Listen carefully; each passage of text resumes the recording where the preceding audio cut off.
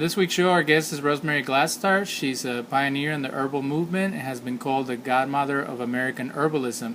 She began over 35 years ago developing herbal formulas in the herb shop Rosemary's Garden in Sonoma County, California. She's the founder of the California School of Herbal Studies, the oldest running herb school in the United States, author of the Science and Art of Herbalism home study course, and is the organizer of the International Herb Symposium and the New England Women's Herbal Conference held annually in New Hampshire. Rosemary lives and works from her home, Sage Mountain Herbal Retreat Center, a 500-acre botanical preserve in central Vermont. So tell us, let's go back from the beginning. We have people that don't know much about herbalism listening to our show, or people who are experts. So tell us how you became interested in herbalism and a little bit about the history behind this movement. Well, I was very fortunate. In the old way, I was trained by my grandmother, actually. She was a survivor of the Armenian genocide. When she came to this country, I think she felt it was both a religious duty as well as something very practical to teach her grandchildren. It wasn't like I was signaled out, that would have been great, but she would just take all of us and take us out to the garden, and as she was weeding, she would tell us how these plants were used and how they were used for food and medicine, and also how they had helped her save her life, because when they were in the desert and they were being marched, my grandmother knew what to eat, and when there was illness, my grandmother knew how to treat that. So she was really an herbalist in the old sense of the way, where people really knew about plants. So, go back 100 years ago, not so long in human history, really in every community and oftentimes in every family, there were people who knew about plants because it was the common remedy. It was the common, health and medicine that people used. So my grandmother trained us kind of in that old folkloric method, and again, in a rather traditional manner. There's oftentimes one person in a family or a community that's really drawn to plants, and I just tumbled into that world. I mean, from a really young age, I felt aligned with the plants, and so it sort of became my life passion. By the time I was in 7th and 8th grade, I was doing studies of the medicinal plants of Sonoma County, where I grew up, and the Native American uses of those plants. And when I was in my early 20s, I was actually 1972, so I was about 22 years old, I opened a little herb store called Rosemary's Garden in the town where I was born and raised. That store, by the way, is still there. I now live in Vermont, but the store has been an institution in Northern California for years. And it kind of, I have to say, I felt more like the plants were using me. I wasn't ever like I thought, I'm going to open up an herb school, or I'm going to start products or conferences. It was more like there was a need, and if I could be of service and help people, I wanted to. So, and the school was started in part because there were no schools. Their educational aspect of herbalism had, the last school had been closed in 1940 in the United States, and there was really hardly anybody teaching it. So it was kind of a need. People were saying, we want to learn about herbs, we want to know about herbs. And I really have to say, I knew very little. I knew some from my grandmother and from the home studies that I'd done and being out in the wilderness, but I certainly didn't know as much as there is to know today, with the amount of information that's out there. But I always felt teaching was just you share what you know, and then you learn from other people. And so I started inviting people that I wanted to study with, the elders and other herbalists that were my age, that were, I think on the same path and in the same calling. So it kind of just happened, really, I think more than anything, just like the organic food movement that started at that time, the return, that back to the earth movement, that desire to have things be simpler again. Herbal healing, herbal medicine was part of that, and that was my banner. I picked that up and ran with it because I feel like that was the message from the plant. Let's go forth and do it. And I've been doing it for over 40 years now because it's filled me. It's such a passion. I think also because I love plants with all my heart. They fill me up as medicine in the deepest way. Like they heal my body, but my spirit and my soul, they keep me hopeful. I also love the people that love plants. I feel that people that are called to the earth and who are farming and who are working with plant medicine, they just have a hope and a vitality and a vivaciousness about them that keeps me very hopeful for the planet. So there's a lot of personal agendas in there for me as well, along with that feeling that I'm doing a good service for the planet. Wonderful. Is there a difference between herbal medicine and herbalism, and how does an herbalist get trained and become Well, that's a really good question. So, there's no formal definition of what an herbalist is. And especially in the United States, we have a very eclectic system of healing. I really love our Western tradition because it's actually very encompassing of many different traditions. So it's not like people here just have to practice Ayurvedic medicine or traditional Chinese medicine or the wise woman tradition. In American herbalism, that system embraces the best of many systems. So there's many ways of being and practicing as an herbalism. But when we think of herbal medicine, or when I think of herbalists or herbalism, I'm really thinking of people who love and use plants. It doesn't really have to specify that it's for medicinal purposes, because really when you try to define medicine, what is medicine? A walk in a garden can be medicine. Herb tea or good food can be medicine, as well as allopathic drugs and surgery and all of that. So the very definition of medicine itself is very large. So when I think about herbalism, I think of it really as a way of living more than a system of medicine. I think of it as like there are many different ways that people can practice herbalism as a healing art. So some people are farmers, like when you look at organic farmers that are tilling the soil and putting good nourishment, nutrients and minerals back into that soil, they're doing some of the most prominent and important healing work right now, don't you think? Yeah, so that's healing work. Farming can be healing. And also people who work one-on-one with people, that's the way we normally think of, medicine and herbalism. But it's a much bigger thing. People who make medicine, they can be making really excellent medicine and maybe not even being the ones that are administering it. So when I think of herbalism, that word to me is more broad. It really means people who love and use plants, and it can be one-on-one, it can be for their family, it can be in a clinical practice. So it's a very broad definition to me, and I actually am very purposeful about not wanting that term to be just usurped and used for people who practice medicine in the way that we think of it. They're sitting in an office or a practice and they're prescribing herbs or whatever it is that they are to help people heal physical ailments. I want to see that term be broad because when we look at it in a broad way, what it means that this tradition that's ancient, that is all around the world, that unites us actually, is one of the things that we share in common with communities, with humanity around the world. It means it keeps it so that it's a more broad term, that if you work with plants and you love plants, you can call yourself an herbalist. It doesn't become something elitist. I don't want to see that happen with our American system of healing. And then there was another part of that question, but I forgot what it was. Well, just how do you become an herbalist in that's America? right. So the educational. So in the traditional cultures, how you became an herbalist is you really were chosen actually by your grandparents or by your community healers, and they trained you. And that training included the way many traditional crafts and arts, it was more of a training, a one-on-one, an apprenticeship. That doesn't happen much anymore because the grandparents forgot the healing arts, and they also were taught that it wasn't important, and herbalism really died and went underground really from around the 1940s till the 1960s.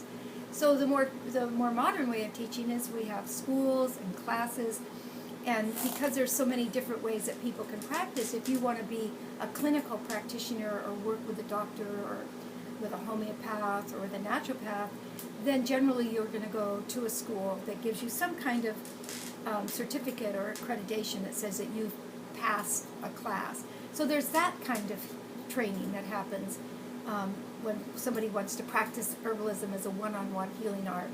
But there's also all the other ways where people want to be family herbalists. They want to be, which I think is really actually one of the most noble, where you're actually learning plants, where you're learning plants to really bring them home and make your own family healthier, yourself healthier, and maybe your community. And that's what we call family herbalism or community herbalism, village herbalism. And it's the old model, it's a traditional model where you trained with an elder in your culture, in your community, and then you offered what you knew to other people. Sometimes you had products that you were able to give or sell to them. And sometimes you were also, did the kind of work that you knew how to do, but you were also a very good reference. So when people needed the medical profession or a more professional herbalist or one who worked more with serious illnesses, that was also available. So there's very many different levels of studying and training in our country today. And again, I don't want to see any of them be invalid. I think the traditional method of training as an apprentice is a really beautiful model for something that, like herbalism, is such a healing art. But I also am very happy to see some of these wonderful schools that are being developed that train people, to be able to help others in more serious health, who have more serious health issues. So there's a need for it all, and we do have very many levels of training that happen. We also have really, I would say, there's some wonderful online courses and home study courses that really, none of them are sophisticated enough to teach people how to be clinical practitioners. So when you see a course that's saying, you can graduate and open a practice, I would question that. But all of them are good steps in learning, herbalism as a tradition. And I might add with that a very interesting fact for many people in our country is we're one of the very few places in the world where it's actually illegal to practice herbal medicine or any medicine that the government hasn't deemed is safe for us. It's a human right that all humans should have the right to determine the choice of medicine that they want, the kind of medicine that they want. It should not be government approved. Our government has a role in making sure that things are safe for us, but we should be educated enough to know that if we want homeopathy or herbalism or faith healing, that we have the right. It's a citizen's right. And in fact, our founding fathers, Benjamin Rush, who was one of the signers of the Declaration of Independence, he was a medical doctor, he really argued to put freedom rights in the Constitution. He felt that if it wasn't put in, that we would actually be ruled like a tyrannical society where the government was making choices about what we chose to use in our body. And in a sense, that is what happened. People, they don't realize it in this country because they don't have the freedom to choose. But health freedom is not a right of American citizens, and I really feel that should be changed. I feel that it's a human right. It's not something the government should be able to tell you whether or not you want to go to an herbalist or a medical doctor. That should be your choice, don't you think? Tell us about research that supports herbal medicine, and does it matter if it can be proven scientifically that it helps, or is it more of a belief system where we know that through anecdotes of people feeling better or being cured, that's all that we need? So there is a lot of research being done, and has been done since about the 1940s. Very little in the United States. We have some, but most of the research is coming from Europe. Germany does a lot, Switzerland, England. A lot of it comes from Japan and China. So there is a significant amount of research that backs many of the herbs that are used. And there's some really good peer review articles that people who are interested in the scientific research, which I actually do find very interesting, is through the American Botanical Council and also Herbalgram, which is a very prestigious magazine that presents a lot of the more scientific documents on the medicinal, whether these plants work or not. But I also want to say that I think empirical evidence is evidence of hundreds of years of use on humans, and determining if a plant's safe, how it works, by these sometimes really literally thousands of people that have been using a plant. I think that's actually as valid, and perhaps in the long run more valid. Oftentimes the problem with the scientific studies is that they're done on single isolates, single compounds. Sometimes the compound that might be determined to be the most active ingredient, but quite honestly in plants there are thousands, sometimes more than thousands of active ingredients, and we don't really have even the ability to determine what those active ingredients are. So we might find one or two markers, markers being what might be thought by the scientific studies to be the most active ingredients, and oftentimes you'll read within a few months and sometimes within a few years, oops, there was a mistake and it's not that. Hypericum is a really good example of that. If you followed that research over 10 years, there were times when hypericum was considered to be the active ingredient in St. John's wort, and times when it was considered not to be the active ingredient, and sometimes the scientific research would say we don't really know what it is, and yet still today the marker is hypericum, and the standardized tinctures are done to that. So it's, science is a young science. And plant science is ancient, actually, when you look at how people have been using plants for centuries. And oftentimes we're using them for the same purposes and having success with them. So I think we need both. I think the scientific research is very validating oftentimes, but I do think people have to be mindful especially when you're reading negative things, because oftentimes you'll see a plant that's been considered perfectly safe for hundreds of years, and all of a sudden we're seeing it's not safe or it's not effective. And that's, if you look at the research is done on a single isolate. So when herbalists are using plants, they're most often using whole plants. The plants can be prepared, but we don't have the solvents that are necessary to extract a single isolate. And we don't want to. We want to use the whole plant the way that they have been used. So when you take a single isolate, you actually go from using plants and what we would call herbalism into allopathic or drug-like medicine. And that's really how drugs evolved in the first place. So we're kind of making making that circle again, eating our tail. So so just to sum that up, I think the research is there. There's some incredibly validating research, but also one has to be very mindful of the research. Is it done on a single plant? How many people has it been done on? Empirical evidence can mean it's been done on whole cultures for hundreds of years. A lot of times the scientific research might be a very small study group. It could be 15 or 20 in a short period of time. And then also who's funding the research, and everybody knows that. You have to be very mindful, both on the pros and cons of that. Like, if you want to prove that something works or you don't, you almost always can. If you do the research in a certain way, you can either prove or disprove it. So, yeah.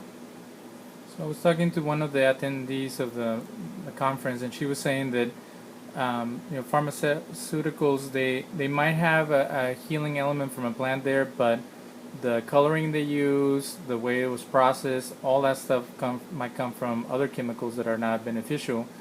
So would you say that would be the greatest difference between herbal medicine and regular medicine, that it is more natural or straight from the ground to you, instead of going through all these other processes and having like oil-based chemicals and things that are not beneficial to our bodies?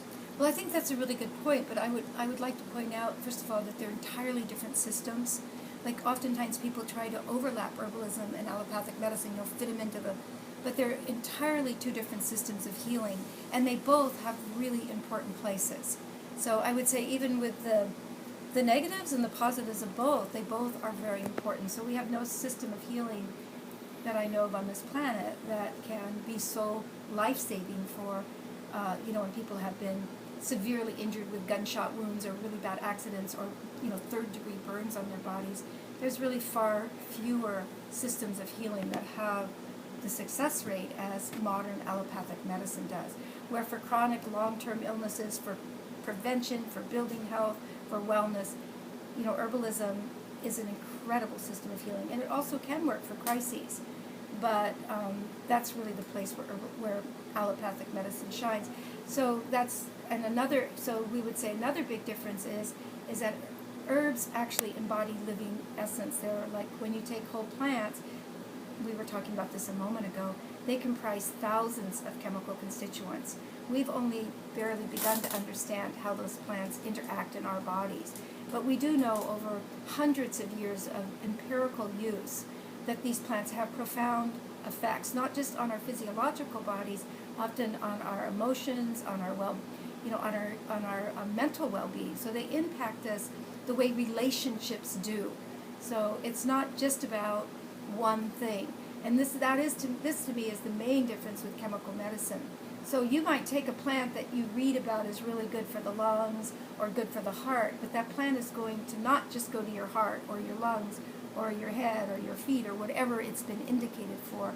It's going to have a relationship, and of course, depending on the herb, it's hopefully going to have a supportive relationship on your entire body. And that relationship has been, this may sound a little esoteric, I could maybe explain it in a different terms, but it's going to have a relationship that's been established for hundreds of years. In other words, it's been evolving. We've been evolving with plants since humans have been on this planet. So, so there's that aspect of it. Allopathic medicine is generally single-minded. It's like the magic bullet. That's what it was designed to. So if you have a migraine, that silver bullet is going to go in there, and it's going to do something usually very strong to try to change that. If you have pain in your body, you take a painkiller, and it's a single agenda. And if it's going to work, it's going to be really strong. And so it's not trying to work with your whole body. It's got a single-minded agenda. It's designed for that. And so it's not going to embrace and support your whole life form. And that's, to me, the really big difference. And, one time a doctor, a very wise doctor, I thought, summed it up like in this way. They said, the side effects that they talk about with drugs are not side effects at all. They're the effects of the drugs. Because when I thought about that, I thought, well, the side effects of herbs mostly are they make you feel better, in a whole body way. I don't know if I'm explaining that well, if I answered that question. No, that's good. Very good.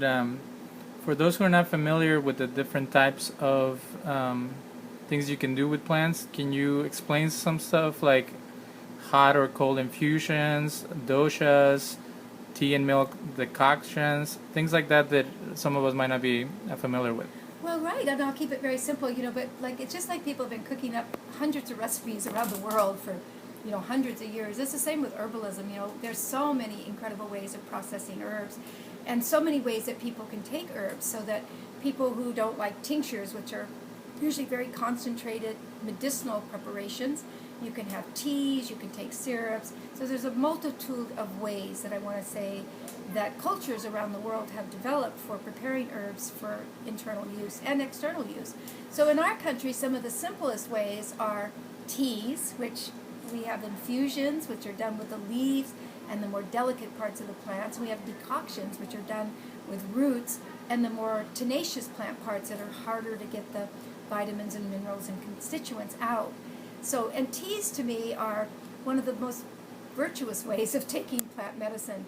It's not one of the more powerful or concentrated ways, but we don't always need our medicine to be concentrated and potent in order to work in our bodies. I mean, that's one of the illusions of modern medicine. Modern medicine, that silver bullet has to be extremely concentrated and potent and often have really bad side effects in order to work. So we tend to think of medicine, the stronger the better. But that isn't true. You think about how we get soil health, how we get body health is often a little bit longer term, a little bit more nourishing, a little bit more soothing, than. So teas are really good, and I have been an advocate of teas since the very beginning of my practice. And in fact, I've started a couple tea companies, which I'm no longer, I don't have a physical interest in anymore, or financial interest in, but I'm very proud of them. One was Traditional Medicinal Tea Company, which is probably the largest medicinal tea company in this country. And the reason I'm so proud of it is because it brought teas, medicinal teas in particular, back to the American public. Like, yes, you could drink a tea for your sore throat, etc. So teas they have their strengths and they have their weaknesses. And then we have liquid extracts, which are tinctures, and they are most often done with an alcohol base, because alcohol extracts most of the chemical constituents of plants. People often use vinegar. Vinegar isn't as potent, but it is more nutritive, and it's a tonic, and it's actually very good for people. And then also another solvent, which is glycerin. So there's different solvents that are used for extracting the plant parts. And I would say none of them are necessarily bad or good. They're all used, they all have people who use them for different purposes. But tinctures, I would say their value is they're concentrated, they're ready-made, and they go into your bloodstream very quickly. So to me, they're most especially useful for acute situations, like a flu is coming on, so you see people whip out their echinacea tincture, right?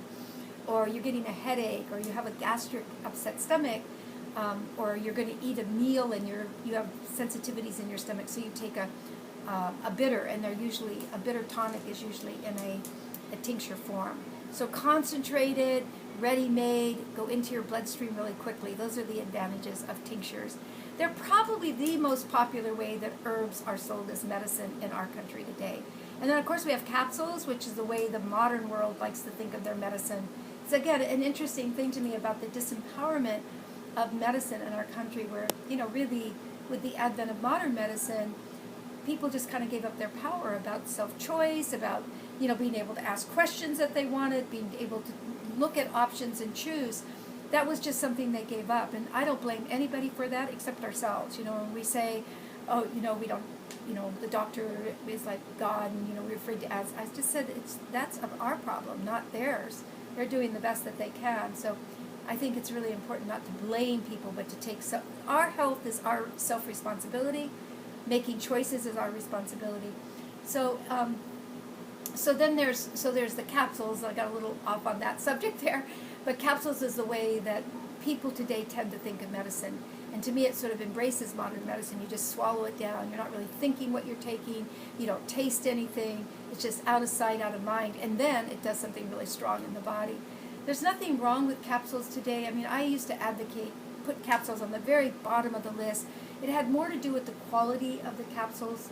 The quality of herbs were not so good in them. You know, they were using very poor quality. But that has changed a lot. As herbalism has become more popular in this country, we see much more recognition of good quality products. And so I think with the capsules, they work really well for certain people. They don't want to be involved in their medicine making. You know, they don't want to make tea or take tincture.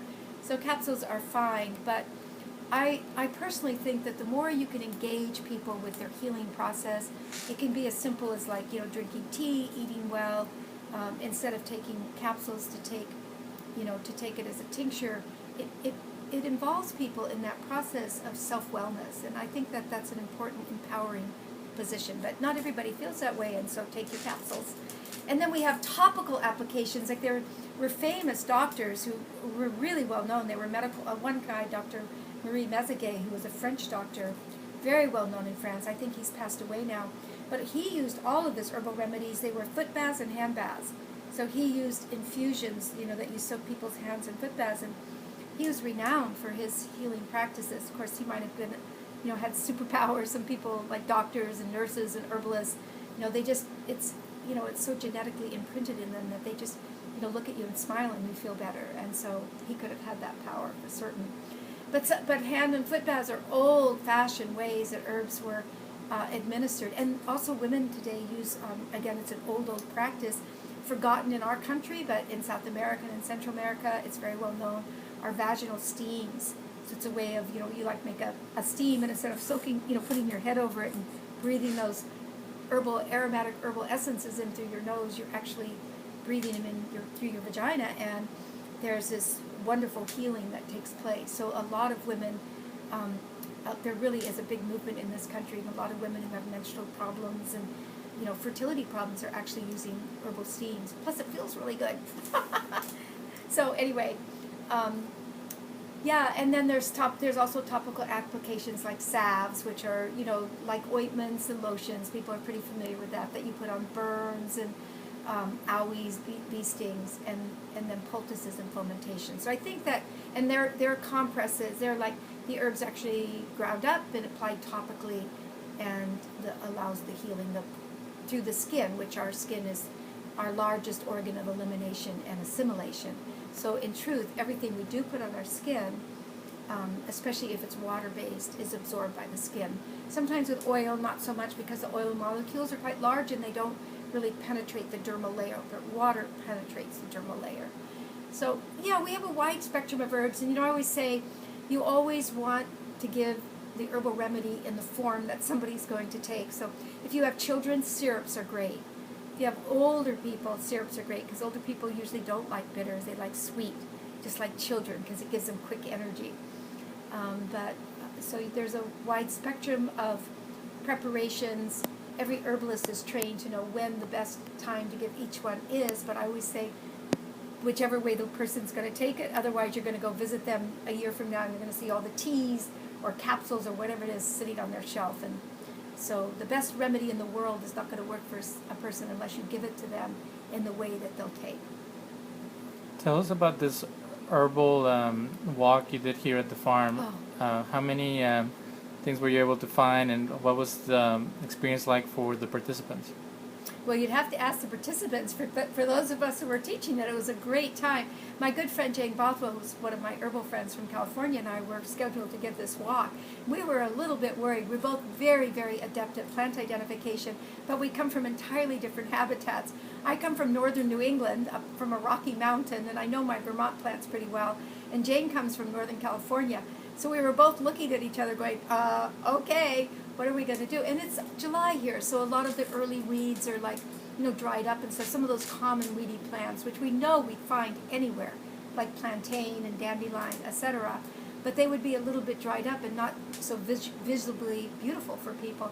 So we invited a couple of the locals here that grew up on the farm to come with us, and it made a perfect walk. And we also did a little trick.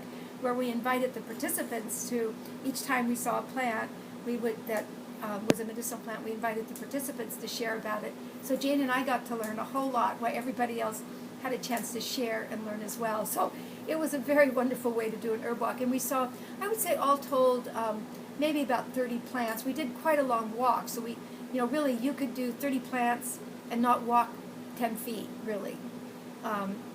Like when you stand in a meadow and you look down, there's yarrow, there's plantain, there's hawkweed, there's dandelion, there's, in this fields, there's the passion flowers and the wild thistles and wild mallows, it's so much, it's so rich. It's something I would just say, it's something that humans have always been taught, is to know the local plants, the weedy plants and the native plants, and to have lost that skill is very tragic, so to see so many young people interested in it again, as well as older people, is really beautiful, because it's about practicality, it's about a spiritual relationship, it's about knowing your neighbors, and a lot of these plants are incredibly medicinal and delicious, and some of them, which ones that we think of maybe even native or weedy, actually were brought here. They were selectively brought over here by our elders, by our ancestors, because they were their prime food and medicine. They played a very valuable part in their materia medica. Are you involved in any advocacy? I know you mentioned that the U.S. is very regulated regarding medicinal herbs. Are you involved in advocacy both here and internationally about the rights of patients to have access to these items, or for people to be practitioners of herbal medicine or being herbalists? And what is your relationship to people from other countries and the type of use they have for herbs in different parts of the world? Well, I'll start with that because that's a very simple question, and something I'm really very proud of with American Herbalism. So I think I did mention this earlier. American Herbalism is a very eclectic system of healing. We have a very unique system of healing of any place I've traveled in the world. And I think in part why that is because our traditions went deeply underground from really the early 1900s till around 1960. And it wasn't that you didn't find people that practiced, but it was usually in very poor communities or very ethnic communities, like deep in the city. If you had a group of Italians or a group of Armenians or Spanish people, they would still be practicing their medicine. But in general, and also in very poor rural areas, it wasn't a choice. If people in these poor rural areas had health care available to them, they would have chosen. It was just that that's what they had. But generally, we would say throughout America, North America, herbalism was considered to be quaint, old-fashioned, and that it didn't work, and that we had a new system of healing that would heal everything. So that was pretty much what was thought of it, and it was during that time people did not practice herbal medicine, and so in the 60s when people started to wake up again, first of all, I think the waking up happened because allopathic or modern medicine, which is based on the pharmaceutical industry, while we all admit it does amazing things, it also doesn't cure everything. We don't have one system of medicine that does. It also has terrible side effects, not only on the physical body, but also on ecology. It's considered to be one of the worst ecological damaging systems in the world for a polluting environment. And so, there's things about it that we need to clean up about it. And so herbal medicine, as part of the Back to the Land movement, as part of this organic food movement, started to surface again. And when it did, it came through young people. And I think that's part of why the eclecticness it was. And it didn't come from authorities telling us it had to be done this way, or from a profession that said, you have to get your degree and you can't practice. In this country, it came from the ground up in a very organic, grassroots way. And I really feel that was the saving grace of American herbalism, and the reason that it's as eclectic as it is today. It's yummy and delicious in eclecticness and in biodiversity. So it's the best of all worlds, and it's not like people go, oh, if you're an Ayurvedic practitioner, you must know a lot more than the traditional Chinese practitioner or my local granny herbalist over there. We have a lot of choices to the type of herbalist healers that we have available to us. So I would like to say there is a real welcoming of culture and tradition, and even more so by the younger people who are following in our footsteps. Like I would say that they're bringing even greater diversity as far as a recognition of different genders, and that really wasn't part of our dialogue when I was practicing. But there is a concern about being not only racially equal, which I feel was part of our consciousness, but also to welcome various types of people into the healing movement. And so I love that. It's, I don't have the voice for it, but I support it. And I support the young people who do have that voice. So, and then let's see, the rest of that was, can you? Advocacy, is there ways to help practitioners and patients have access to these things, and to actually challenge the big pharmaceuticals or the government to be more open about herbalism? Absolutely, and it is a big fight because the pharmaceutical industry practically owns this country. If we had any idea about the amount of lobbying money that goes behind making sure that the pharmaceutical companies remain in control of our Senate and all of our governors and all of this stuff, it would be unbelievable to us. We would be outraged about it. But that's really actually the truth. And the other thing that Americans don't realize is we do not have freedom of health care. I mean, even when it comes to your death, the fact that we have to fight to have rights about how we want to die it's absurd. Your body is your responsibility and your God's. Whoever it is that you worship as your greater consciousness. And so, and the same with giving birth, that we have people have to fight so hard to establish a home birth movement when people around the world for millions of years have been having very healthy babies at home. Anyway, so that's a whole other topic. But today we do have a health freedom movement, and I really think it is the way to go. It's a state-by-state movement. It's led by the National Health Freedom Coalition. I feel anybody who's interested in healthcare and in herbalism and in natural systems of healing should be involved in the National Health Freedom Movement. So you can get information about it by going to www.nationalhealthfreedomcoalition.com. It's a state-by-state movement to bring freedom of healthcare. It really protects the consumer. It's about you as a right as a citizen to choose the kind of healthcare you want. A byproduct of that is protecting unlicensed practitioners and also licensed practitioners like a doctor or a nurse who might want to practice something that's outside the realm of what they were trained in medical school for. So just as an example of that, if you're a medical doctor, using some of the alternative methods of cancer healing, cancer treatments that have been approved in other countries but not in this country, you would be allowed to use so long as there was proof of no harm. That's always part of the statement of these national health freedom movements. So there has been up to date 9 states that have passed laws that have passed these. They're called safe harbor freedom exemption laws that protect the citizens and unlicensed practitioners. And they're very intelligent. They're done by lawyers and they're done by the medical profession are all involved. You really need a very diverse group of people to pass these laws because they have to be passed by the state. But to this date, 9 states have passed them, and there's 19 states pending. And I think I just read recently that they've actually been introduced into 25 states. And I always like to acknowledge the 2 founding women who founded these organizations. It's the National Health Freedom Coalition and the National Health Freedom Action Coalition. And that's the lobbying aspect. So they're separate. One's a nonprofit educational, and one's an action organization that works through Washington. But it's a woman named Diane Miller and Jerry Johnson who have just done tremendous work. It's a big organization. They have a National Health Freedom Congress every year where people from all over the world come to talk about health freedom and how it has to be a basic human right. So I think it's necessary.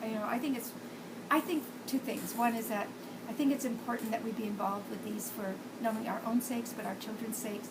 And I think right now it's very important to be involved with good projects like this, that you actually can make a difference, you actually can see the laws being changed, because we get so much bad information, we forget about all the good that's going on right now. So being active in, plant preservation and plant ecology and health freedom rights, we are making changes. We are making a difference. And so it's a really good thing to plug into. We can change this in a better way. It's one of those things we really can change. when we change these things, we start to change everything in the world. Last question. So, what are your recommendations for young people or people who are new to herbalism? How can they get plugged in? How can they learn? How can they grow? And how can they heal themselves through herbs and what's available out there? Well, yeah, you know, I think I have to say I look to the young people today because I think that they just hold so much knowledge and information, and they just come through, it seems, on such a higher vibration, you know, really, it's amazing to me. And there are so many young people who are being drawn into the field of herbal healing, of herbalism. Yeah, it's really like a resurgence or a renaissance, really. I see them like seed balls, really, you know, they just pick it up and they're moving it forward.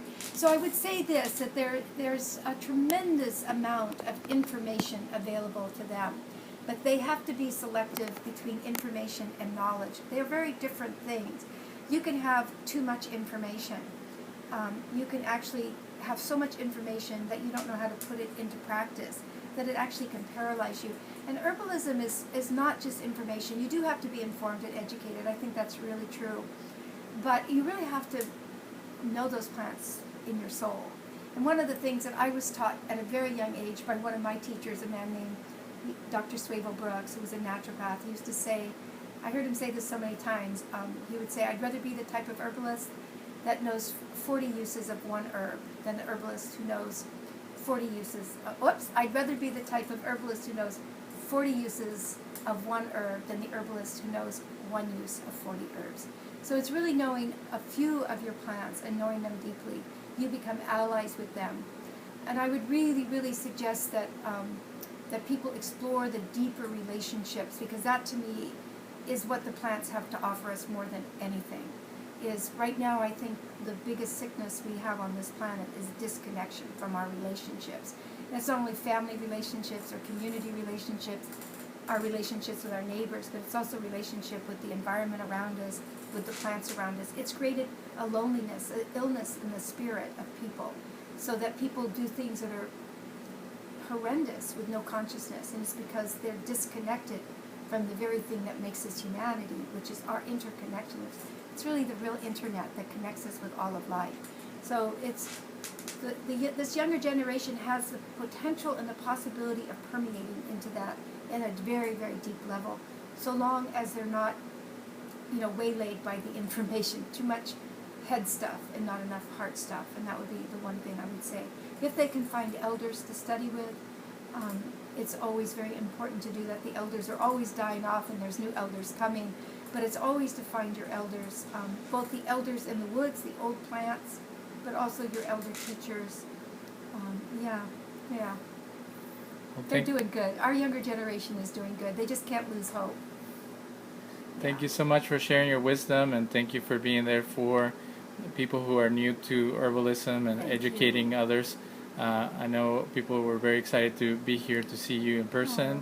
And like I shared with you before the show, the young ladies from Rising Appalachia were really raving about you. How did you come across them? Oh, well, you know, they carry an energy about them that's irresistible. And I was at a beautiful conference in, it was in North Carolina, the home of where those girls live. And they were singing in just a little small tent. There was hardly anybody there, just a small circle, maybe of 10 people. And I heard them from a distance, and it was like, it reminded me of that movie about Brother, Where Art Thou, or something, you know, where you're drawn down to the river. They might have been singing that song, Come Down to the River. Anyway, I followed the sound of that music, this angelic music, and there they were sitting singing, and I could see who they were. I could just see that these women were amazing musicians. And I listened to them for that afternoon. It was the most important thing that happened to me at that gathering. I listened to them, and then at the end I walked up and said, I would love to bring you to the herbal conferences up north. And they stepped out of those conferences, you know, they became adopted by the herbal community, and you know, though they're beloved by so many communities and everywhere they go, the herbal community kind of like treasures them. We kind of think of them as our musicians. So I love these two women because they not only bring incredible music, and music is transformative, you know, it lifts the spirit and out of the darkness and elevates us, but they also they bring a wisdom and a humbleness of soul that touches my soul deeply, and I think the audience of their souls that they sing to. Yeah. Well, I can't listen to the song Medicine Woman without thinking of you. Oh, thank you. So I thank them for introducing me to your work. Thank and you. I guess that's what wonderful people do. They support each other's things that we support each other's gifts, and we give each other a platform for those gifts to thrive. So thank you for doing that for them. Thank you so much. Yeah. And thank you for being on the show. Thank you for Appreciate having me. It's been wonderful. Good questions. Thank you.